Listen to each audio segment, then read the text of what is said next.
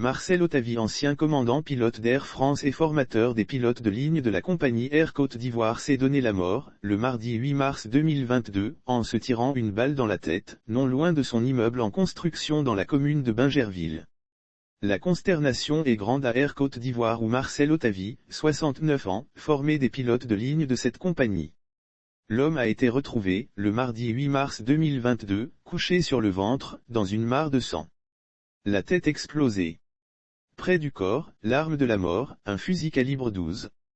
Il a laissé une note écrite avant de se faire exploser la tête, mais qu'est-ce qui a bien pu pousser Marcel Ottavy à commettre ce suicide non loin de son immeuble en construction, dans la commune de Bingerville où il vivait avec sa concubine?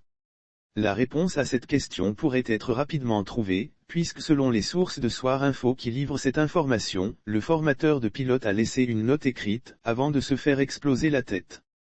En attendant, l'Infodrome revient sur la journée noire qui a coïncidé avec la Journée internationale des droits de la femme, JIF 2022.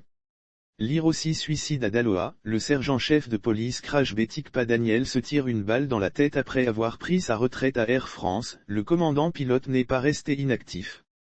Précédé d'une bonne réputation, il a trouvé un autre point de chute à Air Côte d'Ivoire où il formait les jeunes pilotes.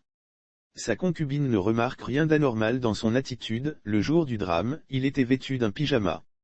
À la maison, il prenait son temps à écrire quelque chose sur du papier. Sa concubine, YN, ne remarque rien d'anormal dans son attitude. Elle pense qu'il est en train de prendre des notes concernant la construction de son immeuble non loin du domicile.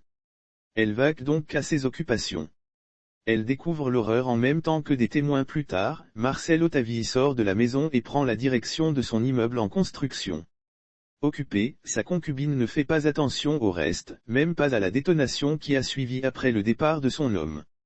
Un peu plus tard, elle découvre l'horreur en même temps que des témoins. Les éléments de la police alertés débarquent sur les lieux et procèdent au constat d'usage. Après quoi, les services des pompes funèbres sont autorisés à enlever le corps de Marcel Ottavy pour sa conservation à la morgue. Sauf autorisation de la rédaction ou partenariat préétabli, la reprise des articles de l'infodrome.com, même partielle, est strictement interdite. Tout contrevenant s'expose à des poursuites.